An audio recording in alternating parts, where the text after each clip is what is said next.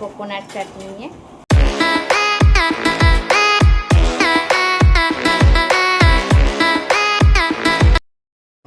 Hello guys, welcome to my channel life with Dia. আর আমি হলাম ডিয়া। তো অনেক দিন পরে ভিডিও নিয়ে এসেছি, তোমরা রাগ করো না। বেশ কিছু ব্যস্ততার জন্য ভিডিও নিয়ে আসা হয়নি। তো এটা কিছুদিন আগেরই ভিডিও, তো ভাবলাম আজকে আপলোড করি। তো সকালবেলা স্নান করে রেডি হয়ে গেছিলাম। রেডি হয়ে কোথায় যাচ্ছি সেটাই হলো কথা। তো আজকে একটা নতুন উন্মাদনা নিয়ে এগিয়ে চলবো সামনের পথে। তো রেডি হয়ে গেছিলাম, মা বলল সকালবেলা যেতে হবে সেখানে। অনেকগুলো কাজ পড়েছিল, কিন্তু সেই কাজ না করেই যেতে হবে। আজকে অনেকগুলো জামা কাপড় কাচার ছিল। মা বলল যে আমি কেচে দেবো, তো তুই চলে যা। তো বাইরে যাওয়ার জন্য একটু রেডি হয়ে নিলাম। দেখো জামা কাপড়গুলো পরে রয়েছে, সব বার করে রেখেছিলাম ধোবো বলে। তো এবার আমরা গুটি গুটি পায়ে যাব না, প্রথমে পায়ে নয়, প্রথমে টোটোয় যাব। তো দেরি হয়ে গেছিলো, তো টোটো করে স্টেশনের উদ্দেশ্যে রওনা হলাম। তো স্টেশনে পৌঁছেও গেছি। আর আমি থাকি হচ্ছে ভদ্রেশ্বর হচ্ছে হুগলি জেলার একটা শহর বা মফস্বল। আস্তে আস্তে এটা শহরই হয়ে যাচ্ছে। চলো, ওকে বললাম যে টোটো ভাড়াটা দিয়ে দিতে, একটু শেখাচ্ছি। আসলে কিছুই নয়, আজকে হচ্ছে ওর প্রথম দিন প্রথম কলেজে যাবে। তো আমি ওকে প্রথমবার ট্রেনে একা যাবে, আগে কখনো যায়নি ও, তো প্রথমবার ট্রেনে তুলে দিচ্ছি, মানে কলেজ অবধি পৌঁছে দেবো। এই আজকেই প্রথম আর আজকেই শেষ। তো তারপর থেকে ওকে একাই যেতে হবে। জীবনে একা চলাটা তো খুবই দরকার। তো একা চলতে জানতে হবে, কারণ সবাই সবসময় পাশে থাকবে না। আর পাশে অনেকে থাকলেও সে যে তোমার সমস্ত কিছুই উপকারে লাগবে তা না। আর একা চলতে হয়, কারণ আমরা একা আসি, একাই যাই। তো থাক, অনেক ভারাক্রান্ত কথা হয়ে গেল।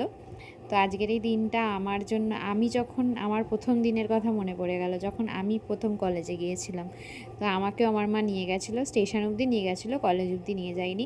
আমিও প্রথমবার ট্রেনে একা যাতায়াত করেছিলাম। আমি তার আগে ট্রেনে যাতায়াত করিনি, কারণ স্কুল সবই আমার ভদ্রেশ্বরে, টিউশনও তাই ছিল। তো একা কখনো ট্রেনে যাতায়াত করার সুযোগ হয়নি তখন আমি কি ভয়ে ছিলাম, সেই কথাটা মনে পড়লে খুবই হাসি পায়। আর সাথে মানে সেই পুরোনো দিনের কথাগুলো মনে পড়ে। আসলে আমি আমার বন্ধুদের থেকে বিচ্ছেদ হয়ে গেছিলো সেই কলেজের ভর্তির সময়, স্কুল ফ্রেন্ডদের সাথে। তো সেই দিনগুলো মনে পড়ে আর ভাবি যে সত্যি কতটা বড় হয়ে গেলাম, কলেজ পাস আউট হয়ে গেছি, কতদিন হয়ে গেল। তো এটা হলো আমাদের স্টেশন সংলগ্ন জায়গা, স্টেশনের পাশে। আসলে আমাদের টিকিট কাউন্টারটা ভেঙে দিয়ে ওটা দূরে করে দিয়েছে। মানে ওখানে কাজ চলছে, তো এত ফাঁকা ফাঁকা লাগছে। জায়গাটা কি সুন্দর না, মানে চারিদিকে গাছ সব, অধিকাংশ স্টেশন এলাকায় এরকম হয়, মানে গাছ থাকে চারিদিকে, সবুজের ঘেরা থাকে। তো এরকমই হয়। তো এখানে একটা মন্দিরও আছে শিব ঠাকুরের, বেশ সুন্দর মূর্তিটা। তো এই দেখো, এখানে ফ্ল্যাটের কাজ হচ্ছে, জানি না কি হচ্ছে, ফ্ল্যাট না কোনো কমপ্লেক্স হচ্ছে। তো ওকে বললাম যে যা তুই টিকিট কাট, কারণ টিকিটও কাটা শিখতে হবে, কারণ এরপর থেকে মান্থলি করে দিলেও টিকিট তো কাটতেই হবে প্রথম মান্থলি কবে করা হবে ঠিক নেই, কারণ এই অফিস টাইমে মান্থলি করতে গেলে না সবাই রেগে যায়, কারণ এটা উচিতও নয়। কারণ অফিস টাইমে মান্থলি করতে গেলে প্রয়োজন না পড়লে অন্যদের তাড়া থাকে টিকিট কাটার, আর মান্থলি করতে তো টাইম বেশি লাগে। তো এর জন্য, তো দেখো কি সুন্দর জায়গাটা, একটু ঘুরিয়ে দেখিয়ে দিই তোমাদের।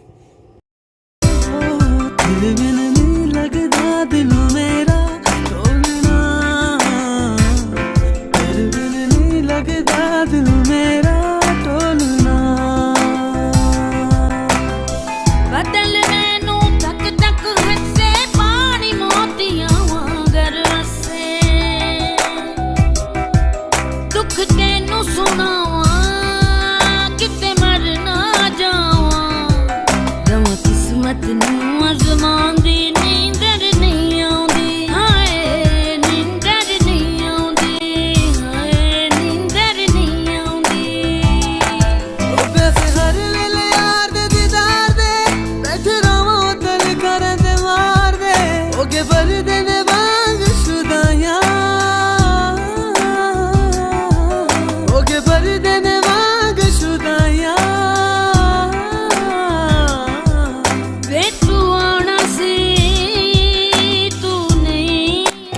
দেখলে কীরকম চারিদিকটা সুন্দর লাগলেও এই রাস্তা খোঁড়াখুড়ির জন্য জল কাদা ভর্তি হয়ে গেছে স্টেশন চত্বরে। তো এইভাবে আমরা চলে যাচ্ছি ওভারব্রিজ পেরিয়ে। আকাশটা কি সুন্দর দেখো, বাইরে থেকে দেখা যাচ্ছে কিছুটা। আজকে আকাশ পরিষ্কারই ছিল এবং আবহাওয়াটা খুব বেশি গরম ছিল না। অনেক ভিড় এড়িয়ে আমরা চলেছি আমাদের গন্তব্য খুবই সামনে। আমার ভাই হচ্ছে আমাদের ভদ্রেশ্বরের পাশের স্টেশনই, মানে পরের স্টেশনই মানকুণ্ডুতে ভর্তি হয়েছে। মানকুণ্ডুতে একটি কলেজ আছে যেটি একটি টেকনিক্যাল কলেজ। আমার ভাইয়ের কলেজটি হচ্ছে সুপ্রিম নলেজ ফাউন্ডেশন। তো এই কলেজটিতে বিভিন্ন রকমের কোর্স হয়, অনেক কোর্স, যেমন হচ্ছে হসপিটালিটির ওপরে হয়, তারপরে মিডিয়া, তারপরে হচ্ছে designing, animation, engineering, information technology. আমার ভাই করছে বিসিএ, ইনফরমেশন টেকনোলজির আন্ডারে পড়ছে। এছাড়া ডিপ্লোমা আছে বিভিন্ন, অনেক বড় ক্যাম্পাসটা। গিয়ে আমি দেখাবো। তো আজকে আমি পুরো ক্যাম্পাসটা দেখাতে পারবো না, কারণ আমি ভেতরে ঢুকে আর ভিডিও করিনি। যেদিন ফার্স্ট দিন গেছিলাম সেদিন আমি ঘুরে দেখেছিলাম, কিন্তু সেদিন আমার ভিডিও করা হয়নি, কারণ আমি একটা দরকারে গেছিলাম ভর্তির সময়, অ্যাডমিশনের সময়। নাও, তোমাদের সঙ্গে কথা বলতে বলতে আমি পৌঁছে গেলাম মানকুণ্ডুতে। তো মানকুণ্ডু আমাদের পাশেই একটা, ভদ্রেশ্বরের পাশেই একটা স্টেশন। মানকুণ্ডু জায়গাটা না অনেক ছোট জায়গা একটা। ওখানে মানে আগে মানকুণ্ডু বলে কিছুর অস্তিত্ব ছিল না। চন্দননগর আর ভদ্রেশ্বরের মাঝে একটা ছোট জায়গা, কিন্তু এগুলো সত্যি আগে একটা কলা বাগান ছিল, গাছ ছিল। কিন্তু এখন এই কলেজ, এখানে একটা হচ্ছে বিএড কলেজ আছে, এগুলো হয়ে না সমস্ত মানে পরিবর্তন হয়ে গেছে। এখানে একটা বড় বড় ফ্ল্যাট কমপ্লেক্স করে উঠেছে। সত্যি আজ থেকে হয়তো 10 বছর পরে এর থেকেও পরিবর্তন হয়ে যাবে। পরিবর্তন কি আর থেমে থাকবে?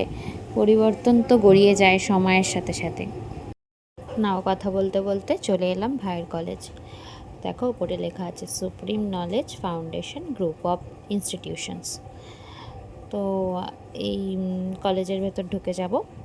কলেজের ক্যাম্পাসটা খুব সুন্দর। আসলে টেকনিক্যাল কলেজগুলো বোধহয় এরকম সুন্দর হয়। আমি পড়েছিলাম হচ্ছে রিসরা কলেজে, রিসরা বিধানচন্দ্র কলেজে। কলেজটা সুন্দর, আমাদের কাছে ওটাই সুন্দর ছিল। গঙ্গার পাড়ে কলেজ গড়ে উঠেছে, কিন্তু এদের কলেজে ঢুকে দেখছি সত্যি কলেজ আরও সুন্দর হয়। মানে টেকনিক্যাল কলেজ বা প্রাইভেট কলেজগুলো অনেক বেশি সুন্দর হয় রাদার দ্যান গভর্নমেন্ট কলেজগুলো। সে যাই হোক, প্রত্যেকের কলেজই তার কাছে একটা ইমোশন। ওই দেখো পাশে যেটা দেখাচ্ছি, ওই ঘরের মতো টালির চাল, ওটা একটা হলো ক্যান্টিন। ক্যান্টিনটা বেশ সুন্দর, কিন্তু ভেতরে যাওয়া হয়নি। আমার কলেজ হলে হয়তো যেতাম।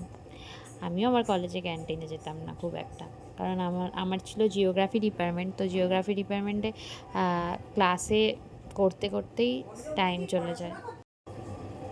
ও ভেতরে চলে যাবে, আমি তারপরে বাড়ি ফিরে যাব। বাড়ি ফেরার পথে আমি নিয়ে নিয়েছিলাম হচ্ছে ইডলি আমার খেতে খুব ভালো লাগে। খুব মাইল্ড একটা খাবার, যেটা খুব সহজেই হজম হয়ে যায়। আর ধোসাও আমার ভালো লাগে। তো নিয়ে বসে গেছি গরম গরম করলাম বাড়ি এসে ইডলি সাম্বার আর কোকোনাট চাটনি নিয়ে। তো আমি এখন ব্রেকফাস্ট করি। তো গুড বাই সকলকে, টাটা। আবার একটা নতুন ব্লগ নিয়ে আসবো। तू पास है मेरे पास है से मेरा कोई एहसास है जैसे तू पास है मेरे पास है से।